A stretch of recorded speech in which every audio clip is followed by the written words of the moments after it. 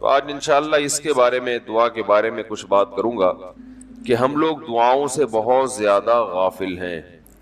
اللہ تعالیٰ نے قرآن مجید میں دعا کے بارے میں فرمایا ادعوا ربکم تضرعا وخفیا، اپنے رب کو پکارو عاجزی کے ساتھ اور چپکے سے۔ جیسے اللہ نے نماز کا حکم دیا، اللہ نے زکوٰۃ کا حکم دیا، بالکل اسی طرح سے اللہ نے مانگنے کا حکم بھی دیا ہے کہ ہم کس سے مانگیں؟ اللہ سے۔ اللہ سے مانگیں اور مانگیں، یعنی اللہ کے علاوہ کسی اور سے نہیں مانگیں، اور اللہ سے بھی باقاعدہ مانگیں، مانگنے کا عمل جاری رکھیں۔ آج جہاں باقی عبادتوں میں سستی ہو رہی ہے، دعاؤں میں بھی لوگ پیچھے چلے جا رہے ہیں، مانگتے ہی نہیں ہیں، اور مانگتے ہیں تو پتہ نہیں کس اسٹائل سے مانگتے ہیں، توجہ نہیں ہوتی۔ اجتماعی دعاؤں پر زیادہ زور ہے، انفرادی پر زور نہیں۔ کہیں مجمع دعا مانگ رہا ہوتا تو ہاتھ اٹھا کے آمین آمین شروع کر دیں گے، بس ٹھیک ہے، وہ بھی جائز ہے، لیکن دعا میں جو اصل ہے وہ انفرادی ہے۔ دیکھیں، جب آپ کسی سے اپنی حاجت پوری کرنے کے لیے، کچھ مانگنے کے لیے جاتے ہیں تو اکثر آپ کی کوشش ہوتی ہے کہ اس سے اکیلے میں ملو۔ اکثر کوشش کیا ہوتی ہے؟ سب کے سامنے نہیں، بلکہ آپ اس کو لیں گے، بھائی تھوڑی دیر کے لیے ذرا مفتی صاحب آپ سے کام، ایسا ہی ہوتا ہے نا، ذرا چھاؤں میں آ جائیں تھوڑی دیر کے لیے۔ لوگ کہتے ہیں نا، مفتی صاحب کہہ رہے ہیں بھائی یہیں پوچھ لو، کہہ رہے نہیں ذرا سائڈ پہ آ جائیں۔ تو سائڈ پہ جانے کے بعد پھر آپ کہتے ہیں یہ مسئلہ ہے، فلانا مسئلہ ہے، ڈمکانا مسئلہ ہے۔ تو سائڈ پہ لے جانے سے بعض دفعہ یہ بھی ہوتا ہے کہ سب کے سامنے آدمی اپنی بات نہیں لانا چاہ رہا ہوتا، اور بعض دفعہ یہ بھی ہوتا ہے کہ میں اپنی بات توجہ کے ساتھ سنا سکوں۔ تو دعا میں انسان، اللہ تو سب کی بات سنتا ہے، مجمع میں بھی اور تنہائی میں بھی، لیکن آپ دعا مانگنے میں جو آپ کی طبیعت لگے گی، توجہ سے مانگو گے، وہ تنہائی میں زیادہ شوق سے، زیادہ رغبت سے مانگ سکتے ہو۔ اجتماع میں ایسی رغبت اور ایسی شوق سے انسان دعا نہیں مانگ سکتا۔ تو انفرادی دعائیں ہی ختم ہوتی جا رہی ہیں۔ قرآن مجید میں اللہ تعالیٰ نے رمضان کی جو آیتیں ہیں ان آیتوں کے بعد ذکر کیا وَإِذَا سَأَلَكَ عِبَادِي عَنِّي فَإِنِّي قَرِيب، اے نبی ان سے کہہ دیجئے کہ جب یہ مجھ سے میرے بارے میں پوچھیں تو آپ ان کو بتا دیں کہ میں بہت قریب ہوں تمہارے۔ اجیب دعوت الداعی اذا دعان، جب کوئی پکارنے والا، دعا مانگنے والا مجھ سے دعا مانگے گا تو میں اس کی پکار کا جواب بولے بھائی، اس پکار کا جواب دوں گا۔ پکار کا جواب دینے کا مطلب کیا ہوتا ہے؟ قبول کروں گا اس کی دعا۔ جواب کا یہ مطلب نہیں کہ اچھا میں نے سن لیا ہے چلو، ایک جواب تو یہ بھی ہوتا ہے نا، اچھا اب چپ ہو جا۔ ہم کسی کو پکار رہے ہوں، اگلا کہتے ہیں اچھا بھائی ٹھیک ہے، پتہ چل گیا، اب چپ کر کے بیٹھ جاؤ آرام سے۔ تو اللہ تعالیٰ جب جواب دیتے ہیں تو کیا مطلب ہوتا ہے کہ اللہ تعالیٰ وہ دعا قبول کر رہے ہیں۔ ہم دعا کثرت سے مانگتے کیوں نہیں ہیں؟ اس کی وجہ یہ ہے کہ ہمارے ذہن میں ایک چیز شیطان نے بٹھا دی ہے کہ مانگو تب بھی ویسے کے ویسے ہی ہیں، نہیں مانگو تب بھی ویسے کے ویسے۔ وہ فلاں آدمی تو نہیں مانگتا، وہ تو پھر بھی اس کی تنخواہ اچھی مل رہی ہے، اور میں تو کئی سالوں سے دعائیں مانگ رہا ہوں، اے اللہ میری تنخواہ ڈبل نہیں کر سکتا تو کم از کم 50% ہی بڑھا دے، تو میں تو وہیں کا وہیں ہوں، میری تنخواہ میں تو کوئی اضافہ ہو نہیں رہا۔ تو ہم تو دیکھتے ہیں کہ ادھر دعا مانگو کچھ بھی نہیں ہو، سوائے ثواب کے کچھ بھی نہیں ملتا۔ یہ وہ چیز ہے جو انسان کو دعاؤں سے روکتی ہے۔ حالانکہ ہم پیغمبروں کی زندگی دیکھتے ہیں تو بات بات پر دعائیں مانگتے تھے، بہت کثرت سے، بہت زیادہ۔ نوح علیہ السلام، اچھا اللہ نے ان کی دعاؤں کو قرآن میں ذکر بھی کیا ہے۔ مناجات مقبولہ ایک دعاؤں کی کتاب ہے۔ حضرت مولانا اشرف علی تھانوی رحمہ اللہ تعالی نے قرآن اور حدیث کی دعاؤں کو ایک چھوٹی سی کتاب میں جمع کر کے ایک ہفتے پہ ڈیوائیڈ کر دیا ہے اس کو، کہ آپ روزانہ ان میں سے ایک حصہ پڑھیں گے تو پورا ہفتے میں وہ تقریباً تمام دعائیں کور ہو جائیں گی جو قرآن و سنت میں بیان کی گئی ہیں۔ وہ کتاب ضرور خریدیں، رکھیں اپنے پاس، مناجات مقبولہ کے نام سے۔ تو ہم دعا کیوں نہیں مانگتے؟ مسئلہ ہمارے ساتھ یہ ہے کہ ہم کہتے ہیں کہ جو مانگتا ہے وہ بھی وہینچ کا وہینچ، اور جو نہیں مانگتا ہے وہ بھی کوئی سرخاب کے پر تو لگ نہیں جاتے کوئی مانگ رہا ہو تو۔ یہ وہ مسئلہ ہے جس کی وجہ سے لوگ دعائیں مانگنے میں بخل سے کام لیتے ہیں۔ جبکہ پیغمبر کثرت سے دعائیں مانگا کرتے تھے، بہت زیادہ۔ جو پچھلی آسمانی کتابیں ہیں ان میں لکھا ہوا ہے کہ یعقوب علیہ الصلوۃ والسلام اتنی کثرت سے دعائیں مانگا کرتے تھے کہ سجدے میں جا کے کہ ان کے یہ جو گھٹنے ہیں اور سر میں سخت نشان بن چکے تھے، وہ جگہ زمین پہ لگ لگ کے سخت ہو جاتی ہے نا، تو اتنی کثرت سے دعائیں، اتنی کثرت سے دعائیں۔ ہم نے جن بزرگوں کے ساتھ ٹوٹا پھوٹا وقت گزارا ان کو دیکھا کہ وہ دعا بہت لمبی لمبی دعائیں مانگا کرتے تھے، بہت لمبی۔ ہمارے شیخ کے سامنے جب کوئی آیا کرتا تھا دعا کے لیے کہتا تو ہاتھ اٹھائے بغیر ویسے ہی اس کو ایک دعا کا جملہ کہہ دیا کرتے تھے۔ تو کسی نے کہا کہ آپ ہاتھ اٹھا کے اس کے لیے دعا کیوں نہیں مانگتے؟ تو فرماتے تھے کہ جب میں ایک دفعہ ہاتھ اٹھا لیتا ہوں تو پھر اتنی آرام سے نیچے گراتا نہیں، کیونکہ پھر اللہ کے دربار میں اب ہاتھ اٹھا لیے تو پھر تو ایسا ان کا دل لگتا تھا، مانگتے چلے جاتے تھے، مانگتے چلے جاتے تھے۔ تو بات یہ ہے کہ جب یہ یقین پیدا ہو جائے کہ جس خالق نے ہمیں پیدا کیا ہے اور جس نے ہمیں مانگنے کا حکم دیا ہے اس کے سامنے جب ہاتھ اٹھا کے گڑ گڑائیں گے تو وہ تھوڑا نہیں دے، وہ دعا لازمی قبول کرے گا، اور وہ لازمی ہماری مانگی ہوئی چیزیں ہمیں عطا کرے گا۔ یہ جذبہ اور یہ نیت جب انسان میں پیدا ہو جائے تو پھر اس کا دعاؤں میں دل لگتا ہے۔ کیسے نہیں لگے گا؟ آپ سوچیں کہ آپ کو کوئی بتا دے کہ یہ جو سیٹھ صاحب ہیں بہت بڑے، آپ جا کے ان سے مانگو، یہ ٹائم نکال کے بیٹھے ہوئے ہیں، جتنا مانگو گے، جو مانگو گے یہ دیں گے، تو اب آپ بتاؤ، آپ یہ کہو گے کہ میرے پاس مانگنے کا ٹائم نہیں ہے؟ ایسے موقع پہ آپ یہ کہو گے؟ آپ جائیں گے اور بسم اللہ کر کے شروع ہو جائیں گے۔ آپ بولیں گے سر یہ مجھے 10 فائلیں چاہیے بحریہ ٹاؤن کی، آپ سوچو گے 10 نہیں ملی تو 9 تو مل جائیں گے۔ سر مجھے یہ بھی چاہیے، مجھے یہ بھی چاہیے، مجھے یہ بھی چاہیے، اور آپ کو یقین ہو کہ یہ دے رہے، تو آپ کبھی بھی کنجوسی سے کام نہیں لو۔ پھر آپ یہ نہیں کرو گے کہ آپ مانگتے ہوئے جو ہے نا، اس سے آپ جب مانگ رہے ہو تو آپ کی کبھی ادھر دیکھ رہے ہو، کبھی ادھر دیکھ رہے ہو، کبھی ناک میں انگلی گھما رہے ہو، کبھی سر میں کھجا رہے ہو، کوئی آ کے اس دوران آپ کو چھیڑے گا تو آپ کہو گے یہاں سے دفع ہو جاؤ۔ ابھی میں کام کر رہا ہوں، ایک بندہ سخاوت جوش میں آیا ہوا ہے ابھی، اور فائلیں بحریہ ٹاؤن کی فری میں بانٹ رہا ہے۔ اس نے کہا بھائی جتنی مانگو گے دے دوں گا، اور جو مانگو گے دے دوں گا، تو ابھی تو میرے پاس ٹائم کم ہے، مقابلہ بہت سخت ہے۔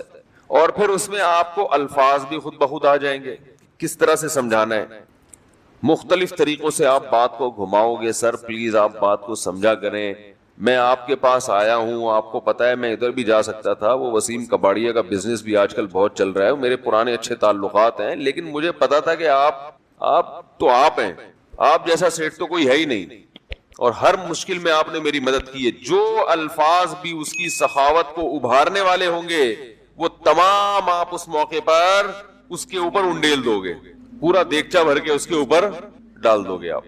تو اللہ سے جب مانگتا ہے انسان اور اس کو یقین ہو کہ اللہ میری دعا کو پورا کرے گا، تو اس یقین کے ساتھ جب دعا مانگی جاتی ہے تو اس کا اسٹائل کچھ اور ہوتا ہے، اور ایک فارمیلٹی پوری کرنے کے لیے دعا جب مانگی جاتی ہے جیسے کہ ہمارے ہاں ہو رہا ہے تو اس کا اسٹائل اور انداز کچھ اور ہوتا ہے۔ ہمارے ہاں دعا پڑھی جاتی ہے، مانگی نہیں جاتی۔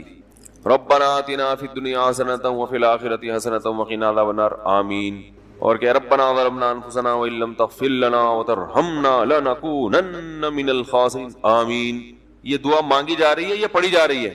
یہ تو پڑھی جا رہی ہے، آمین بھی پڑھا جا رہا ہے اس پہ۔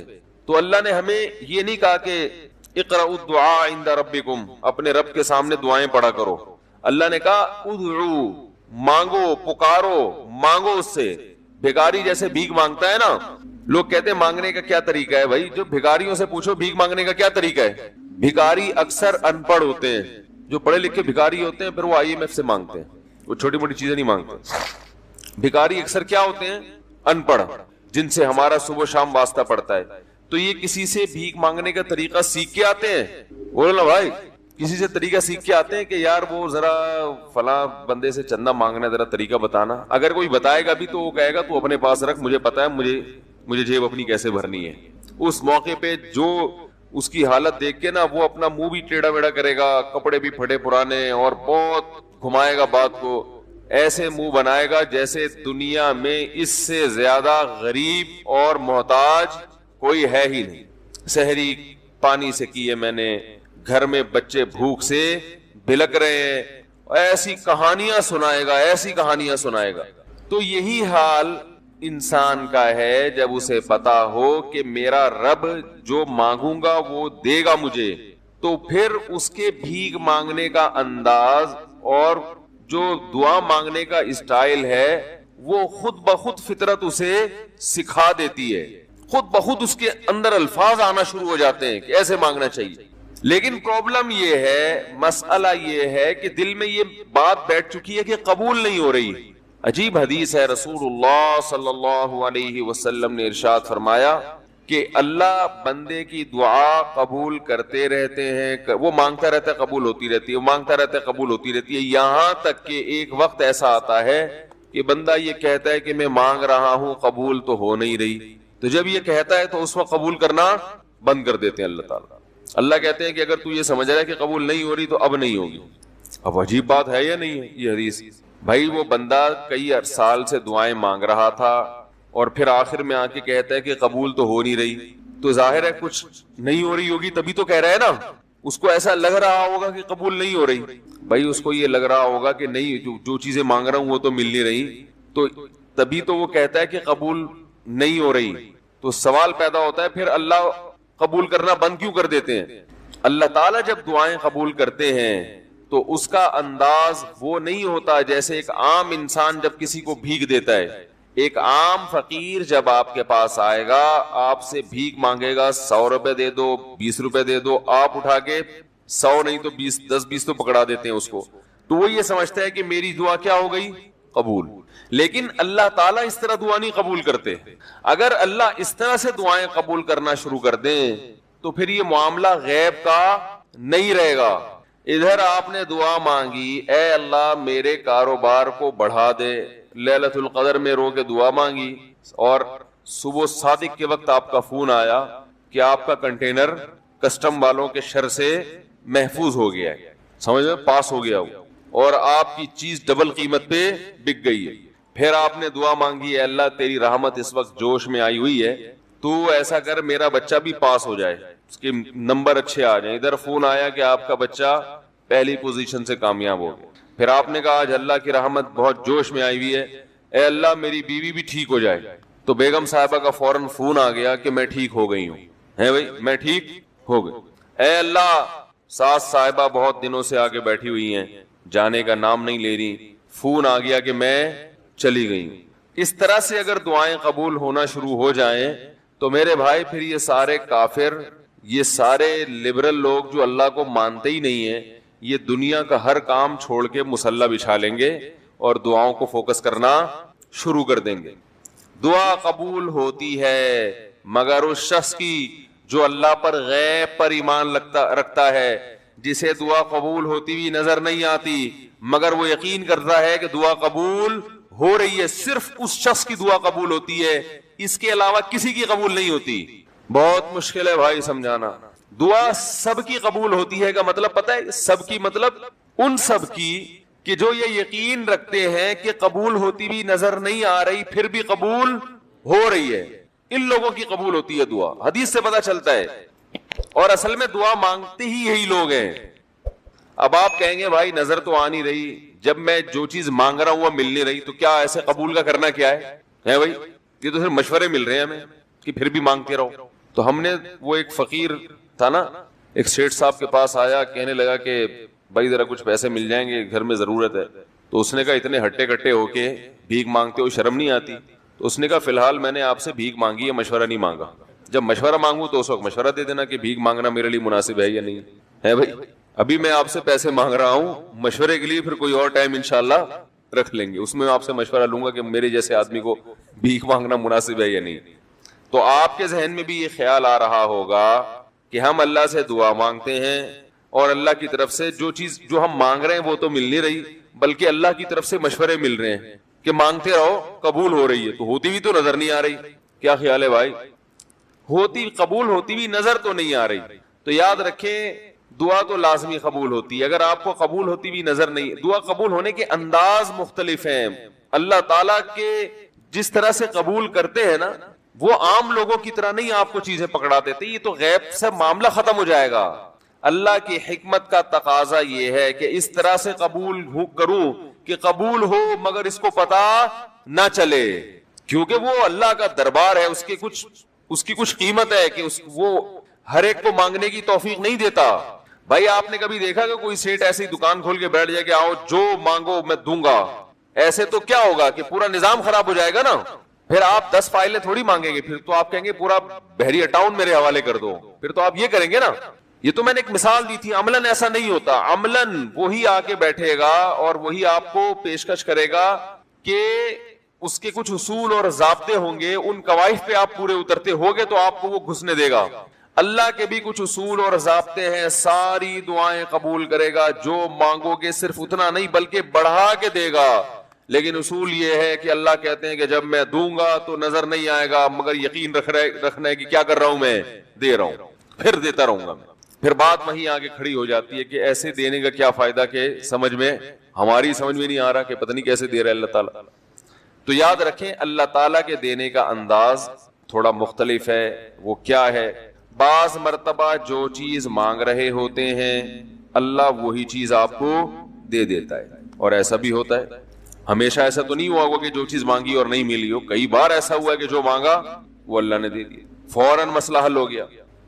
بعض دفعہ بلکہ اس سے بھی پہلے کا اسٹیپ, بسا اوقات تو آپ دعا مانگ ہی نہیں رہے ہوتے, آپ اس کو دعا سمجھ رہے ہوتے ہو, لہذا اس میں وہ جان ہوتی نہیں ہے, تو قبولیت کا پھر سوال ہی پیدا نہیں ہوتا. آپ دعا پڑھ رہے ہوتے ہو, مانگ رہے نہیں ہوتے. تو اللہ نے تو دعائیں قبول کرنے کا کہا ہے, دعائیں پڑھنے پر کہا ہو, وعدہ کیا ہو, ایسا ہمارے علم میں کوئی حدیث نہیں ہے. دیکھیں یونس علیہ السلام جب مچھلی کے پیٹ میں تھے تو یونس علیہ السلام کو اپنی خطا کا احساس ہوا کہ میں اللہ کی پرمیشن کے بغیر اپنی قوم کو چھوڑ کے آ گیا ہوں. ان کو احساس ہو گیا, تبھی اللہ نے مجھے مچھلی کے پیٹ میں ڈال دیا ہے. تو اب آپ نے مچھلی کے پیٹ میں جا کے یہ دعا مانگی, لا الہ الا انت سبحانک انی کنت من الظالمین. اے اللہ تیرے سوا کوئی عبادت کے لائق نہیں ہے, سبحانک تو ہر عیب سے پاک ہے, تو نے جو مجھے مچھلی کے پیٹ میں ڈال دیا تو یہ تیری غلطی نہیں ہے, تو ہر عیب سے پاک ہے. انی کنت من الظالمین, میں ہوں ظلم کرنے والا اپنی جان پہ, مجھ سے غلطی ہوئی ہے. اللہ تعالیٰ کو آپ کا یہ مانگنا اتنا پسند آیا کہ مچھلی کو حکم دیا کہ ان کو ساحل پر اگل دو. اور نہ صرف یہ کہ مچھلی نے آپ کو ساحل پہ ڈالا, وَأَنبَتْنَا عَلَيْهِ شَجَرَةً مِّن يَقْطِينٍ, یقطین کوئی درخت تھا وہ بھی اللہ نے اگا دیا دھوپ سے بچانے کے لیے. لیکن جب مصیبتوں میں ہم یہ کلمہ پڑھتے ہیں لا الہ الا انت سبحانک انی کنت من الظالمین, تو ہم یوسف علیہ السلام والے جذبے سے یہ کلمے میں جو الفاظ ہیں وہ مانگتے نہیں ہیں بلکہ ہم یہ کلمہ پڑھتے ہیں. سمجھ رہے ہیں؟ پڑھنے کی بھی برکتیں ہوتی ہیں, میں اس کا منکر نہیں ہوں, لیکن ہمارے جو ورڈنگ ہوتی ہے نا وہ مانگنے کا اسٹائل نہیں ہوتا. ہم چھوٹے بچے تھے تو مسجد میں آیت کریمہ کا ورد ہوا کرتا تھا کہ بھائی حالات خراب ہیں آج کل, امام صاحب اسپیکر پہ اعلان کر کے بلاتے تھے, آ جاؤ بھائی آیت کریمہ کا ورد ہوگا, لا الہ الا انت سبحانک انی کنت من الظالمین, 5 لاکھ دفعہ پڑھا جائے گا. تو ہم